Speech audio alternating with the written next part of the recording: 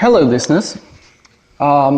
Before I actually get into the meat of this talk, I want to just say that although this is my first talk or video, I hadn't planned on releasing videos just yet. I'm in the process of recording a whole lot of them, and I wanted to sort of build up a little cache of maybe a dozen or so and then release them all at the same time.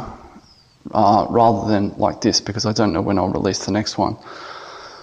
But because this talk is about a current issue, I wanted to sort of get it out there before it lost its currency. Now I'm actually making this talk in response to many of the comments that I saw under the videos of a friend of mine, someone whose channel is titled Millennial Woes. So I was sort of prompted to do this by what I read in the comments under his two videos on this topic. Now, let me just say that, like him, I'm viewing this from outside. I'm also not an American. I am Australian. And I'm even viewing it from farther away than he is, in that I don't even live in the West. As you can tell by my channel's name, Reactionary Expat. I'm an expat, and I live in Asia, in Taiwan. So I'm sort of one step even farther away than he is, in a sense, because many of the same issues are on his mind as are on Americans' minds, because he has to deal with it. I don't really have to deal with it, but nevertheless it still troubles me what's going on in the West at the moment. So let me get into it all now. The first thing I'll say is I don't actually even care about the victims. And that may sound harsh, but, people die every day. Really, they do. Tons of people die every day. And some of them die in, it's unfortunate that they die, but they die in, they don't die violently at the hands of other people, or not intentionally anyway. They might die in a car crash, or they might die of cancer, or any number of things. And of course, lots of people in the world, all over the world, and including in the West, they die violently at the hands of another individual. And we don't see this constant outrage every time there's a little incident like this at the numbers of people who die in gang-related deaths, or the numbers of people who die in motor accidents, or the number of people who are dying in some African hellhole at the moment, in a civil war or something like that. We don't see the outrage and the all the passion over those issues as we do over these things that are actually quite small, really. 9 people, okay, it's unfortunate, and I'm sure it will forever affect the lives of the family members and so on of the people who were killed. But really, the impact it's going to have on anyone else is probably negligible in terms of the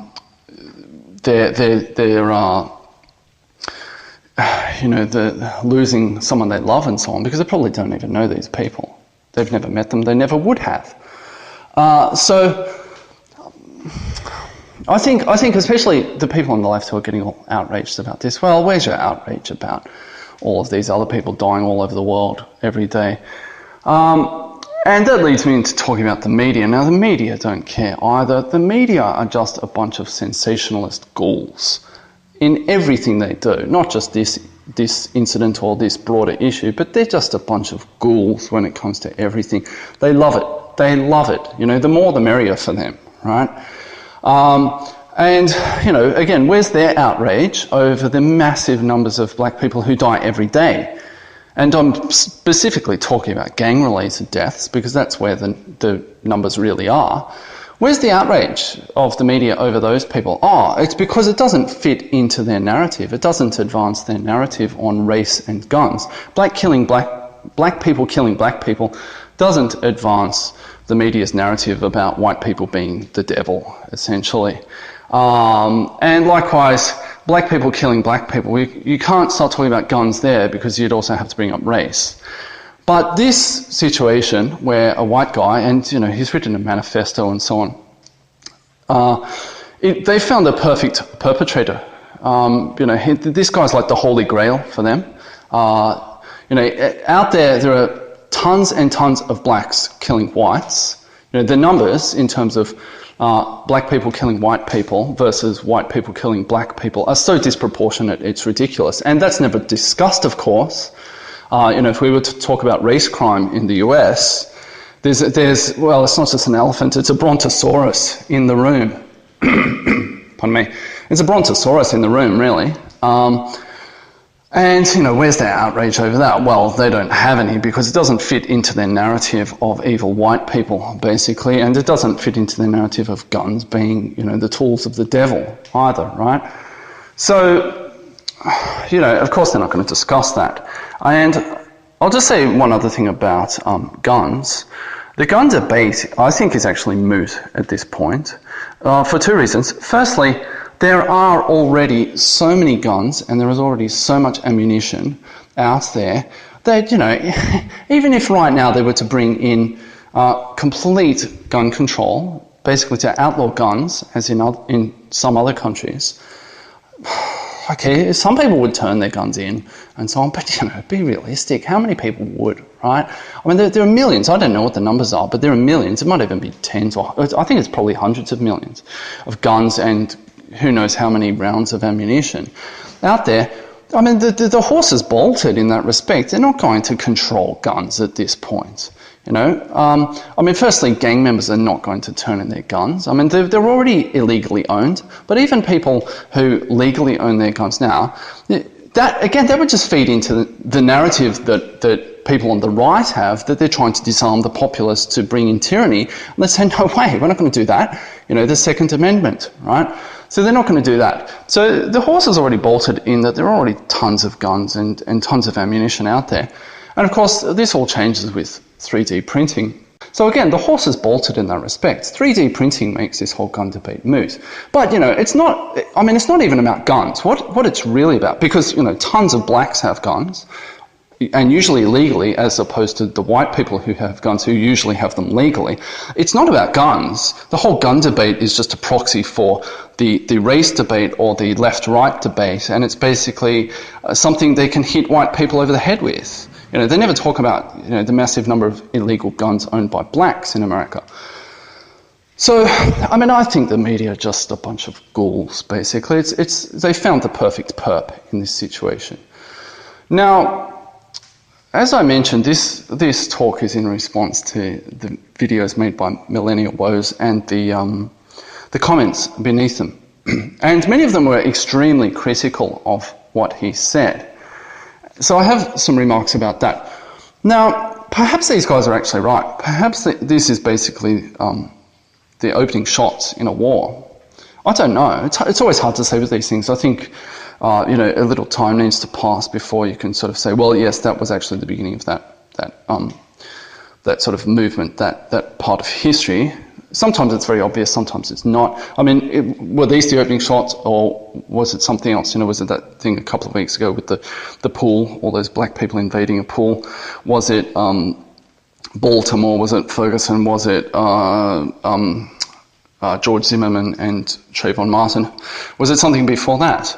I don't know. It seems like something has definitely been building up, though. There has been a feeling building up on both sides, both left and right, or between white people and black people. There's something building up, from what I can tell. Even from this far away, I can tell that. And I suppose that's why everyone's so upset about this, why there are a lot of passions involved in America. Because I'm sure if they're right at ground zero of it, or very close to ground zero, the passions will be even more intense. So are these the opening shots in a war? I don't know. They could well be. And, if that's true, then maybe that criticism of Millennial Woes is valid. And I'm not saying that to really pick on him. He's a very good friend of mine. But, maybe that's true. Maybe they are the opening shots in a war. And if so, then maybe people do need to harden up. Maybe white people do need to harden up, and maybe those of us on the alternative right need to harden up also. And, in wars, the enemy is always demonised, or at least it used to be. If you look at the propaganda on both sides for the First and Second World Wars, that was sort of par for the course, that the enemy would be demonised in one way or another. They would sort of grossly caricature them on posters and so on. That was all part of the process of getting people psychologically ready for a war, and getting them fired up to fight for their country and to do whatever was necessary to win that war. It's only in recent years that in the West we've sort of shied away from that. And of course, I think that's somewhat connected to the fact that the West has lost wars it shouldn't have lost. Pardon me. I'm thinking of Vietnam, and I'm thinking of the Iraq War in particular. I mean, the US military was vastly superior to both of those forces, but they couldn't fight the war they really wanted to fight, or should have fought it. I mean, back in the day, if you were playing at Empire, if you're fighting a war, you did what you had to do to win. You didn't think about being nice to the other people. You just won the war. And in extreme cases, you made an example of people. Genghis Khan and the Mongol horde supposedly used to ride into an area, and they would offer those people the chance to surrender, to become subjects. And if they refused, they would make an example of them. They would take every man, woman and child, and I think even sometimes the livestock, and they would make a huge mountain of skulls outside that town. And that was basically to serve as a message to the other people in that region: submit, or this is going to happen to you also. And that's how wars used to be fought. People didn't think, I have to be nice to the enemy. I have to do what I have to do to win, and not just win, but try to minimise the casualties on my side as well. So demonising the enemy is part of that process, and hardening up to sort of steel yourself against feeling bad at the suffering of the enemy, including enemy civilians, is part of that process. It's just that people don't do this now in the West, in the modern West. So I think maybe those guys who were criticising Millennial Woes do have a point there. Again, I'm sort of viewing this dispassionately, kind of as the tide of history, and I think people are sort of being swept along in this.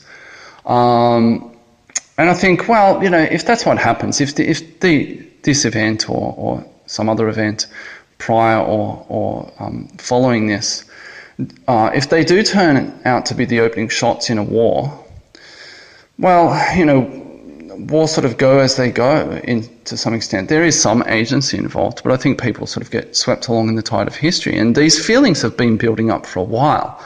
I don't think that the America I remember from my youth, from the 1980s and the 1990s, sort of status quo America, Disneyland America, that kind of thing, I don't think that exists anymore, or only remnants of it exist, and those remnants won't exist for much longer. I think there are only three ways this can go, basically, from here on out.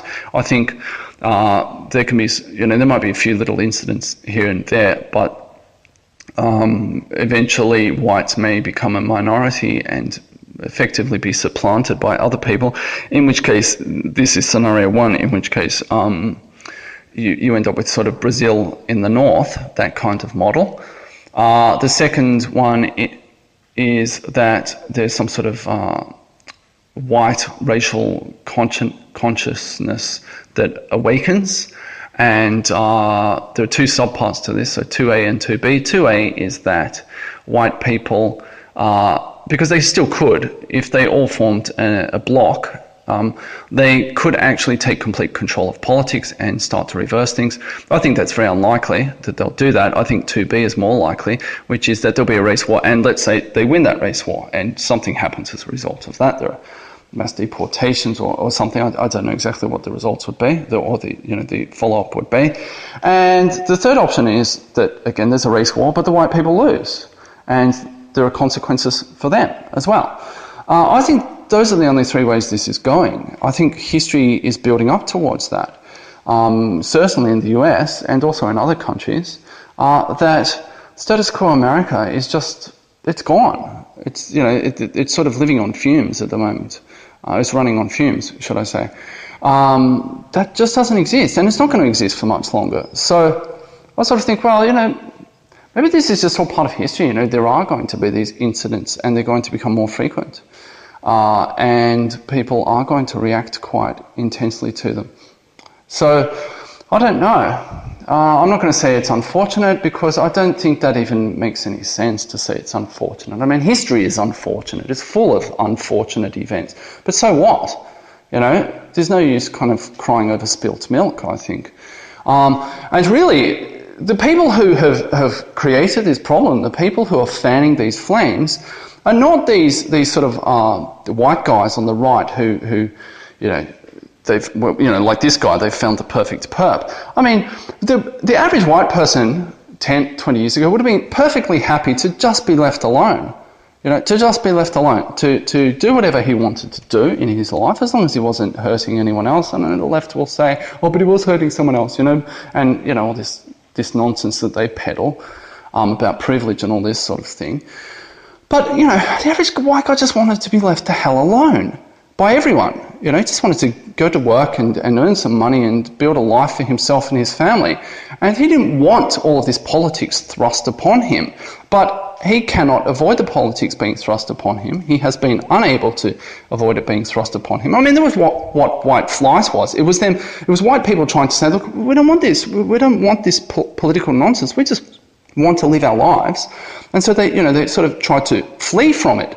But of course, they can't keep fleeing from it. You know, there's you can't keep running forever in a limited area. Eventually, there's nowhere to run to or nowhere to hide.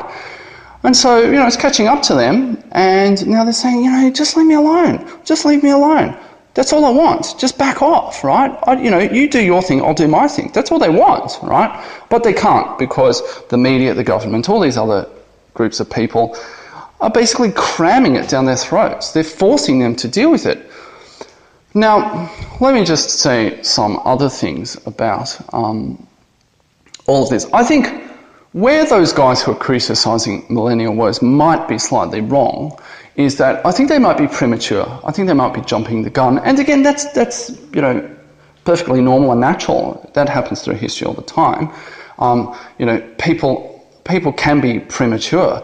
If you think about, for instance, the revolution in Russia, the 1917 revolution, there were several failed revolutions all throughout Russian history, and I believe there was one in 1905, I think. People were, you know, they were sort of getting at the same thing, but they were premature. And, you know, that sort of goes with the territory in history. There are people who have a particular idea, but for whatever reason, that the situation is not ripe enough for that idea, and so they're premature. But the same people who sort of have the same ideas or are trying to get at the same objectives 20 years later may succeed, simply because the time is right for that to succeed. So I think maybe some of these guys might be a little bit premature, and it might be bad strategy just at the moment. But again, you know, in some ways there need to be people who are premature in order to sort of advance the narrative, or to push things a little bit so that that the time will be right. So in some sense they're seen to fail, but in another sense they're not, because they lay the groundwork for other people to succeed. Nevertheless, they might be premature simply because I think most whites out there are simply not racially conscious yet. And so this may sort of work against that, because there are lots of white people out there, including on the right, who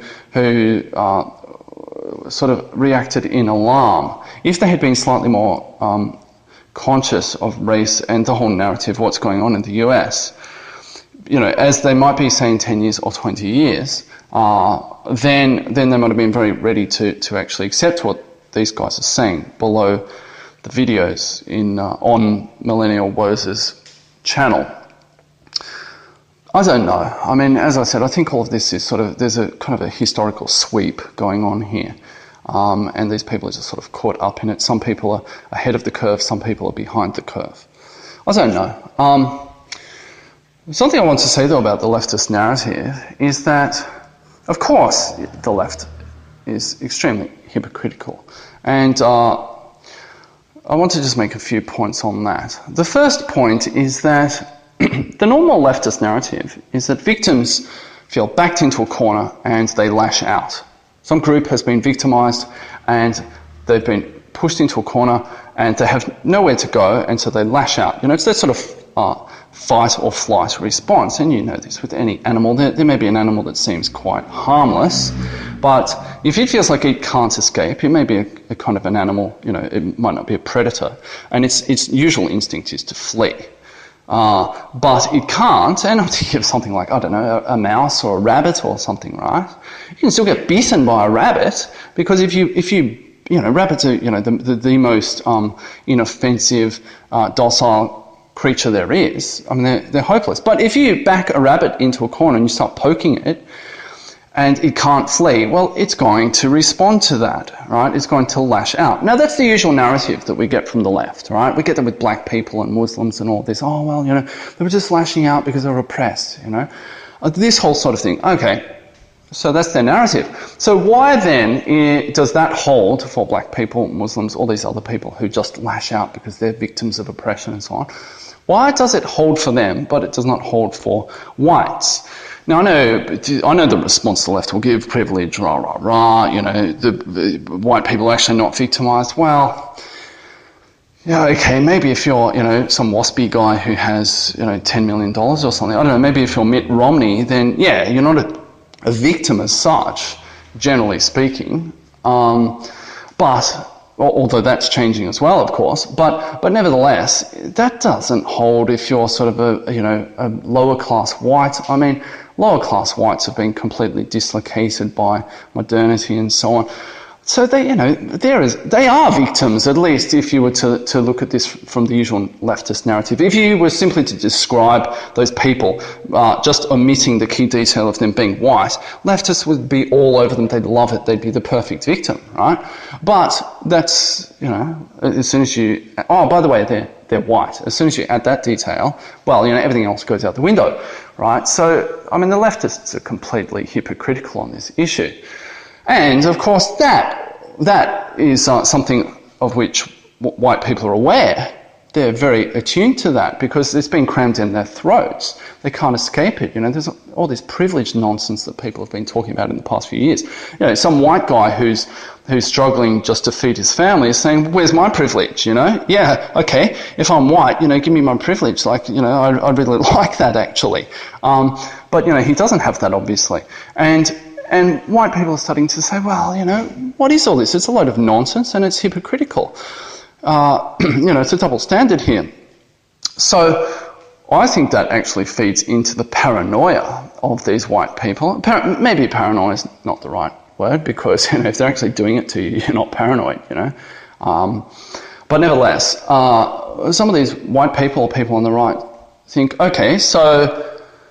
whenever some other group does something, whenever there's a Muslim who goes and does something, or black people go and do something, it's explained away. Well, why don't they do that for us? What's going on here? And then that only feeds into their feeling that they are actually being victimised. If you tell a victim, well, no, it's your fault. What's that going to do to them, right? Are they going to say, oh yeah, it is my fault? Well, some white people do that, but generally speaking, any sane individual will say, no, screw that, it's not my fault. Why are you blaming the victim, right? And so, if anything, that's only going to exacerbate certain feelings amongst whites on the right. As I mentioned earlier, I think it's probably a little premature, but I think it will add a few more people to the ranks of the ethno-nationalists and the right generally. And the other thing to mention about this is, this is the typical way it operates, right? The media and the government and so on, they sort of stir up they stir a hornet's nest up and then they say, oh, why are the hornets all upset? They have spent the past year at least, but particularly the last year, and I think it's even accelerated in the past 6 months, they have spent their time fanning the flames of racial tension. Look at the number of these incidents that have occurred just within the past 6 months. In particular, I'm thinking of 3. Ferguson, I believe, maybe that wasn't within the past 6 months, I can't remember exactly. Say the last year anyway. Ferguson, or even before that, there was the George Zimmerman, who wasn't even white, but of course he was white because it was convenient for him to be white at that time. Under other circumstances, he wouldn't have been white, but it was convenient for him to be white then, even though it was clear that he wasn't white. But nevertheless, so there was that incident with George Zimmerman and Trayvon Martin, and there was sort of some time between that and the next big one, which was Ferguson. And then there's Baltimore, and I think I'm leaving out that one where that guy, if I remember correctly, was selling cigarettes illegally, I think. I can't remember what his name was or where he was, but the guy who died, the policeman gave him a headlock or something, and he died. He had bad lungs or bad heart or something. But nevertheless, after Ferguson, then the gap between Ferguson and Baltimore was shorter than the gap between Ferguson and the George Zimmerman, Trayvon Martin incident. And then after Baltimore, there was that recent incident with the swimming pool. And these things seem to be accelerating. And every time one of these incidents happens, the media and the government and all sorts of other groups of people get in there and, they bring out their giant fans and they fan the flames of racial tension.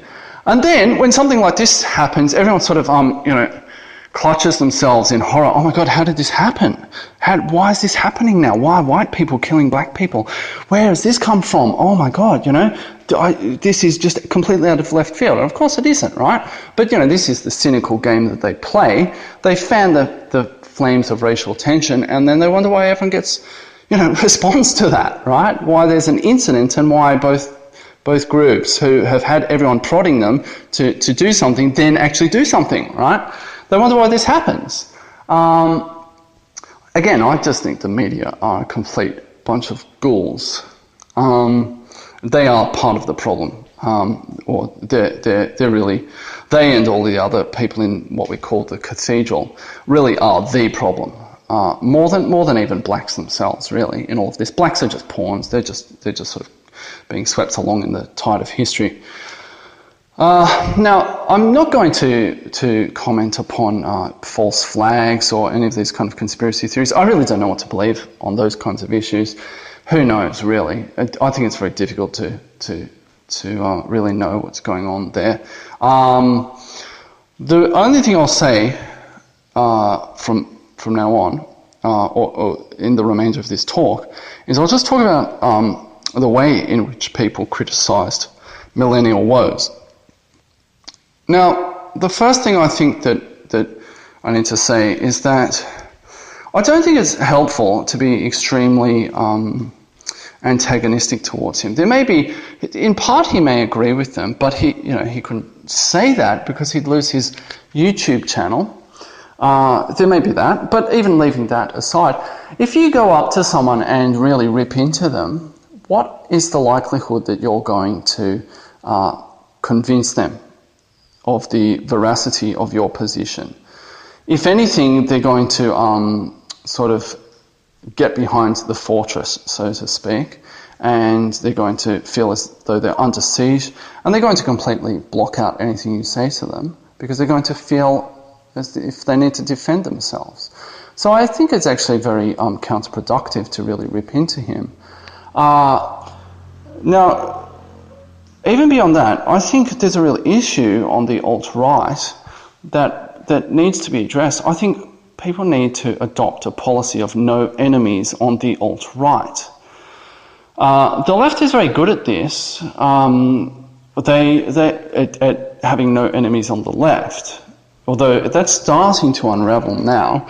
But for a long time they've been very good at this because they've realised that if they all squabble amongst themselves, then they can't win. And the alt-right really needs to get with this because there aren't very many people on the alt-right, all things considered, and I think they can ill afford to squabble amongst themselves as a result. So I think it's fine to criticise people. I think it's fine to criticise Millennial Woes. But I would say I think it needs to be done constructively if it's going to be done at all. And I would also almost add that I think the really sharp criticisms need to be done in private. Because people on the left may observe these things. They may watch his videos, they may watch the comments, read the comments and so on. And I don't think it's good to give them ammunition, basically, either to divide people on the right or to basically say, oh, well, the right are a bunch of lunatics, right? I don't think that's good. I think that, that's not good for public relations. If these people in the alt-right are trying to get a sort of a racial consciousness to arise amongst whites, then I think they're doing it very badly by going about it in this way, criticising Millennial Woes in this way. And I'm not just saying that as his friend. I'm saying that because I think it's actually very bad for the alt-right. We need to have no enemies on the alt-right. Sure, we can have our disagreements, but be civil with one another so that we don't end up hating each other. We shouldn't be directing our ill feelings and our energies in that respect, our fighting energies, towards each other. We should be directing them at the people who are really trying to destroy us, the people who are really opposed to us, the people causing these problems. Millennial Woes is not causing these problems. Now, you may think he's not ideologically pure enough or so on, but he's still on your side. You can sort the details out amongst yourselves after you've won, but you can ill afford to say the soldier next to me is not fully on board. You don't shoot your own in a war. You shoot the enemy. You don't shoot your own. And I really think that the alt-right needs to sort this out and stop having these stupid squabbles and stop being really incredibly harsh to each other in public. Do it in private if you must do it. But even then, I would say try to be constructive. Try to find areas where you agree. Try to find the things you have in common and say, at least for now, we'll put aside the things upon which we disagree and that we don't have in common, and let's find common ground, because there's a bigger enemy out there. Don't shoot the people on your side. Fight the enemy. So that's all I'm going to say on this entire topic. I hope people will take something from this and be able to move in a more constructive direction as a result of this. As I said, I'm recording lots of other videos, so hopefully some of those will be up very soon. They're not all to do with these kinds of issues. Some are on very different issues. So stay tuned for other videos or talks. Thanks for listening.